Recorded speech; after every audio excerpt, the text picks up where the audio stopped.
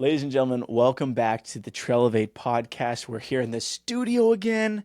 And most importantly, we got a back-to-back recording session for you that's going to revolutionize the way you see numbers, your game plan, and once again, you got one of your favorite guests back on, Logan Johnson. How are you? I'm doing well, Bo. Thank you so much for having me, man. I'm so excited after being in the field and working with teams to be back in this podcast studio to share more of what we do and some important pieces of sales. Come on, man. Trelevate podcast. We're all about making some things happen. Yep. We're actually got real life experience, learning from some things that are going out in the field, what's successful, what's not.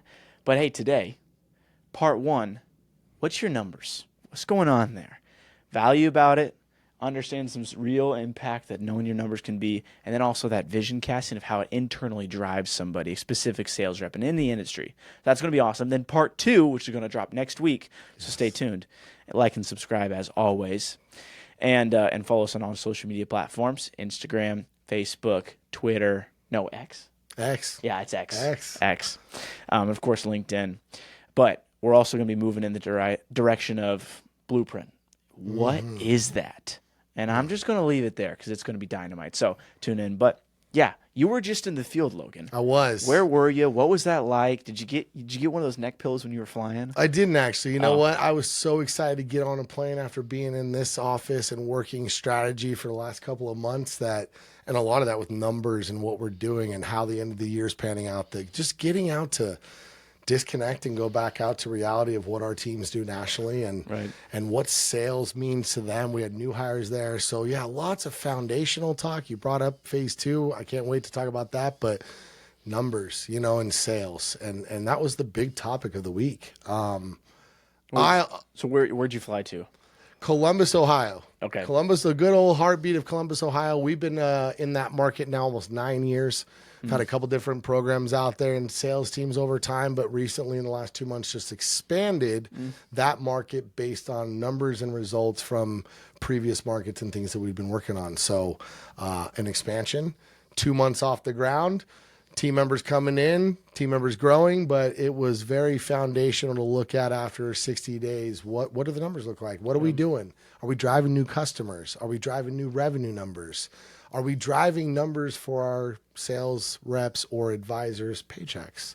Right? Because bottom line, sales is all about numbers and making money. Trying to make money. And money is numbers, right? How do you maximize that? So lots of great conversations. That's awesome. So you went to Ohio, Columbus, and rolled in. How long were you there? How was the team doing? Yeah. I saw you a picture there. You were in a flannel. Is that correct? The weather was kind of cold. Let me tell you, I woke up one morning in the 38 range. A little ice on the windshield, but you know what? Coming from Arizona, I did leave at 73. Right, the numbers here were great, but I'm a hot nature guy. I loved putting on flannels and jackets, and I could be in that field all day long with that type of weather. That's awesome. Maximizing what we're doing. So yeah, it was a blast. How are the teams doing?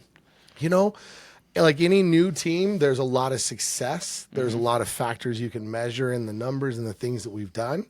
But then it's also exciting how much more opportunity to move the needle and increase the results and the numbers and the revenue by, good tweaks each week. And again, part of that phase two we'll talk about, but I'm going to roll right back to it, is who I am. I was always in love with math, right? And I realized that as a kid, like numbers just came. I can remember my driver's license number, my wife's driver's license number, my social, my kids' socials, 2 of my 3 cars' license plates. Wow. It's almost scary because at the bank, people used to tell me like they're opening bank accounts. Right back in the day, I was always working with numbers. And it intrigued me, right? Wasn't seeing people's deposits, what business owners make. And holy, you do what? And you'd make that type of deposit today? Like those numbers are growing substantially over the last month and a half, 2 months of business. He's like, it's going great. He sells, right? He's in sales. So from the banking aspect to learning that, and people used to be like, did you just repeat my social?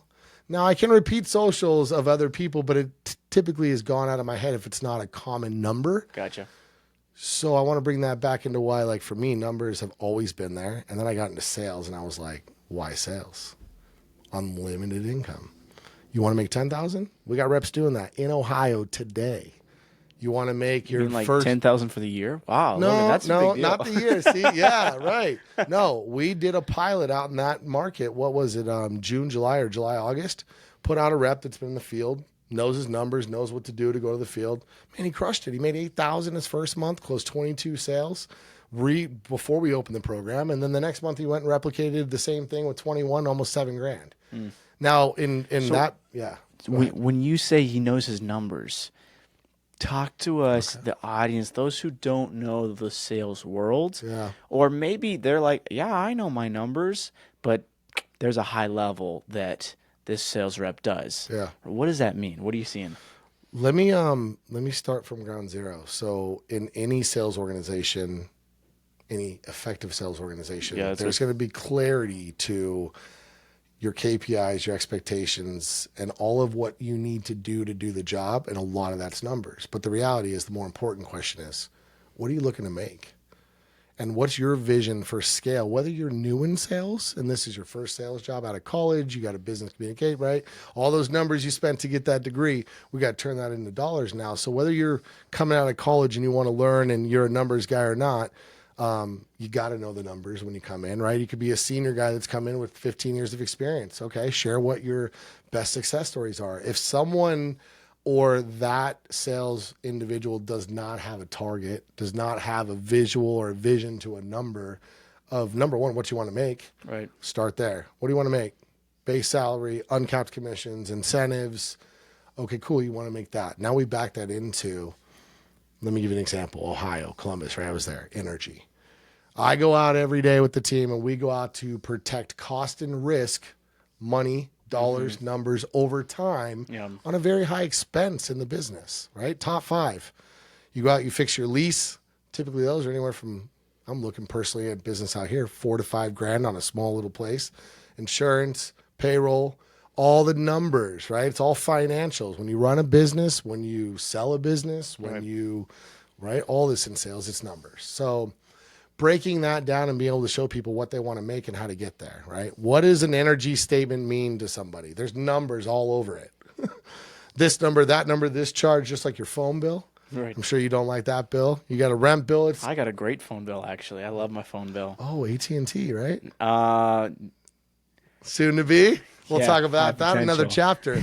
Numbers make a difference, right? So in talking numbers, the value of why this can make a difference, not just today. Yeah. Am I saving you money today? What's your best rate? What's your best dollar price?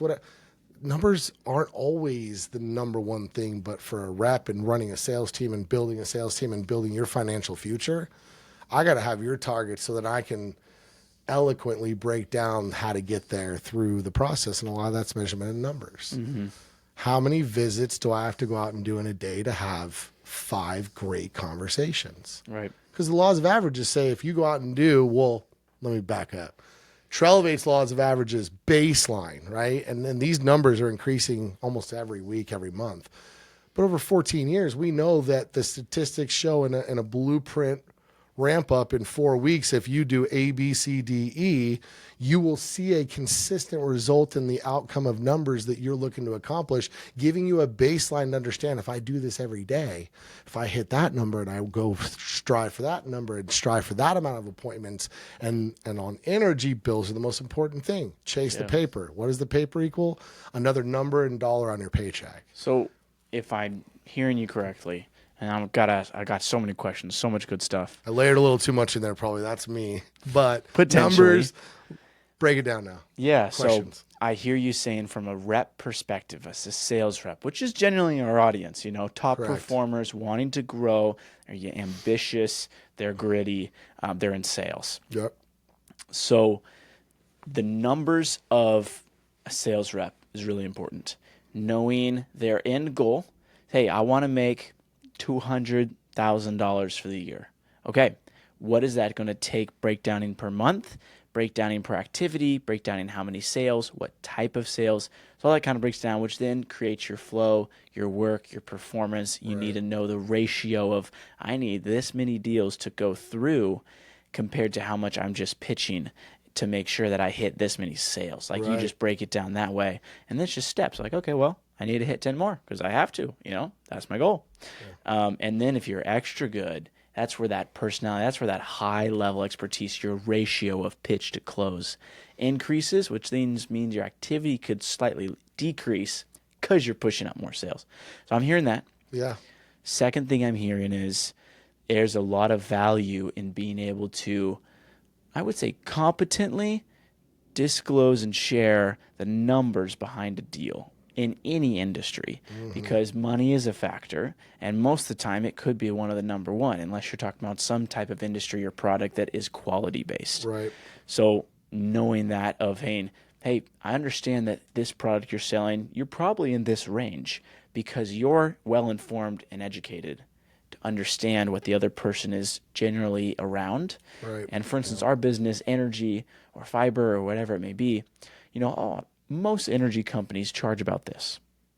Well, I can lower that about 12%, which is going to reveal this much over the next 5 years, which is close to about yay amount of big bucks with multiple zeros on it, Right. saving you money, right? So you can really talk educated conversations to someone. Am I hearing that correctly? You are. Because that's amazing. And I'm gonna slow this down because Logan's good at this, right? Number one, you said something about all these numbers and how you put it together. Bo, you started here.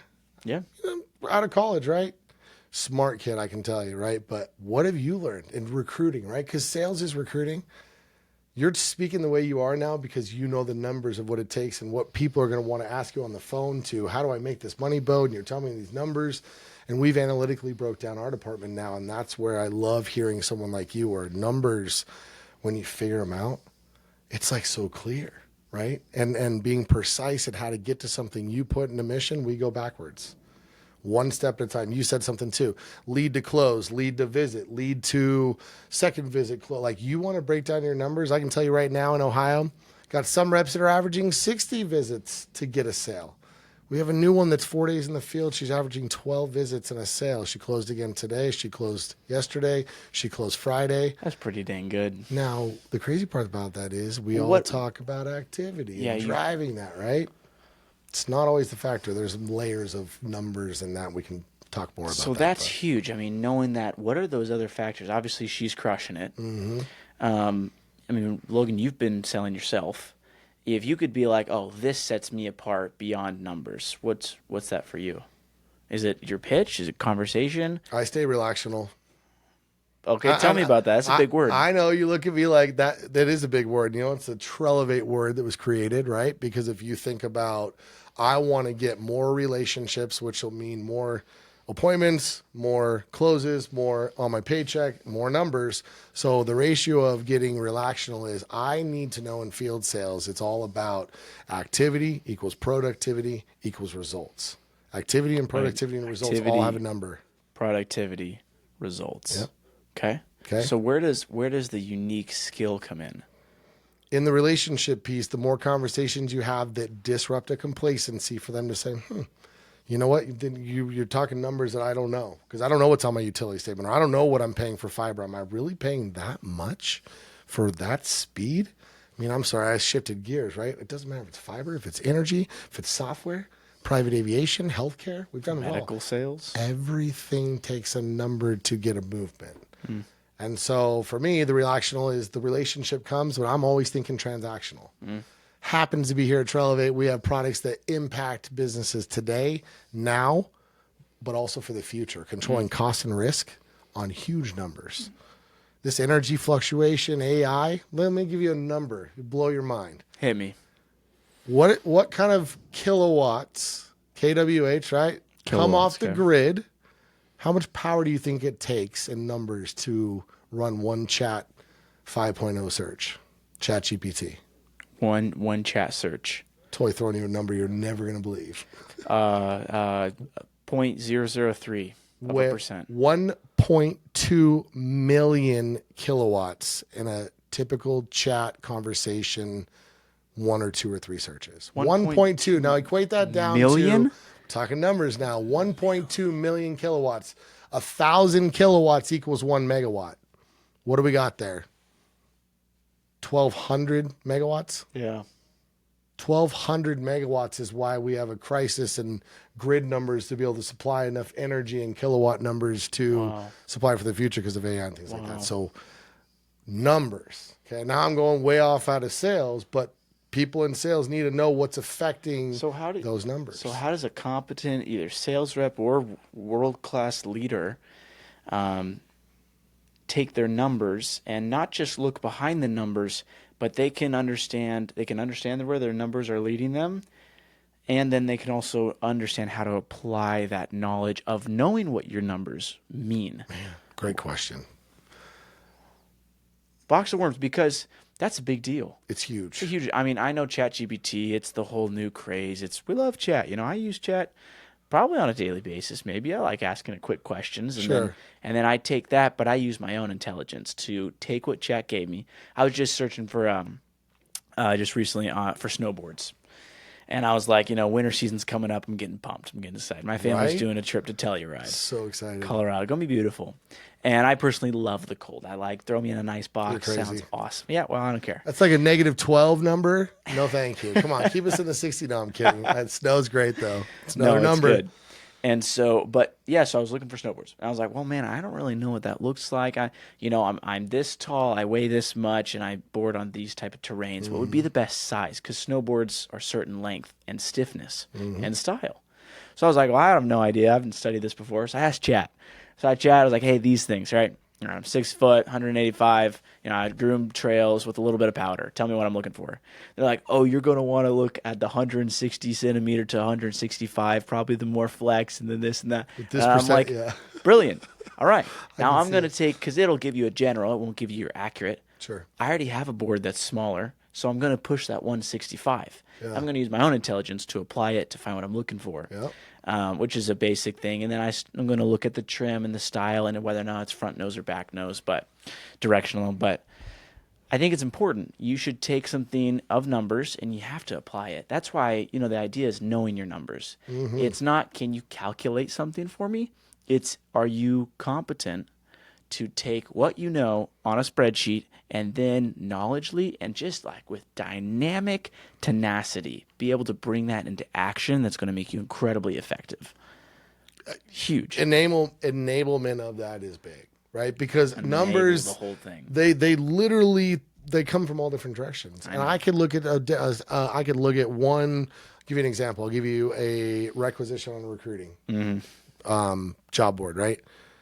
That analytics and what happens can be determined on month, holidays, day, person, location, like the variable numbers on just a job requisition, the variable numbers on your pipeline, because what is this 10 right here and what does these 5 really mean? How far into it did you get? What numbers do you know off the bill? Numbers are everywhere, but I'll say this to kind of channel it back. One, financially, you want to grow, you're investing in yourself, right? Numbers have to personally connect to you in the beginning. Right. And you have to personally create a vision of something you can accomplish by scaling your numbers in phases. If you think you're going to go after the gold, now look, I love like Chris in Ohio. I talked about her, right? 2 sales, 3 sales in the first 5 days in the field. Is that sustainable? Nice work, by the way. That's what we do nationally. Help people make money, help businesses control money. But the reality is you have to understand that. And when you clearly put a plan in place that allows you to say, this is my first benchmark, and I'm going to make these numbers obtainable by learning how to get there. And then when I get there, I'm going to raise the bar. And that number goes up then, 10%, 20%. Or you see somebody like an Ashley in our Columbus, Ohio market, and 2 weeks ago it was like, man, I got these deals, but I'm not sure. And what does it take to get to here? And we broke down some numbers, and if you go after this and you go to this many great conversations, 10 in a day, make that your first focus. Have 10 great conversations. Love talking with people, right? And they keep going all the way down through it. So, I could sit and talk on this for hours. Key performance indicators, KPIs, they're all numbers. They're all a story once we figure out, I know how you operate. You're consistent at 25 a week, your show ratios at X percentage, your delivery rates at X percentage, your acceptance rates, and your start rates. You've mastered an art of something because of, through repetition, hit that number, you can move that number. Hit this number, it becomes consistent. If I drive this quality of number, that quality of number is going to change too. So I'm just a person of wisdom to people that don't think numbers really matter all the time. And bottom line, I got to close, I got to sell, I want to make X. if you're not breaking down how you're going to get from A to Z in a number, a financial income standpoint, the next level of whatever it is in a number that's going to get you to that place, Yeah. break down your numbers, know your numbers. I like what you said. You have to have like the vision for where your numbers are going to take you. Because both in a challenge standpoint of like, oh, I have a goal. Okay, that goal is going to stretch me to push me even farther than where I thought I could go. Oh my gosh, I did not know I could do that. Yeah. Unless I would have challenged myself with a strong goal, which is a number, which fuels what you're going for, right? So a vision for where you're going is huge. And then have a desire. That goal is, I want to make this much in the year. I want to make this impact. This much sales. It's big. It's big. Something you were saying was a lot about you got to have the right tools in place to walk out what you're going to accomplish. And that really brings us to part 2. Part 2 on blueprint. And I just got to be honest, I feel bad for you guys right now, just a little bit, because you have to wait another week until this comes out. So make sure you like and subscribe. This next episode, Blueprint, unpacking the tools that absolutely take all your numbers, your knowledge, your vision, boom, packaged, sent into the field, making you the most dynamic, effective sales rep in the world. And we're going to hear more stories, real life stories from the field too. Yes, absolutely. So I'm excited. So we'll see you guys next week. Enjoy the next episode. Thanks for joining, guys. Have a wonderful day.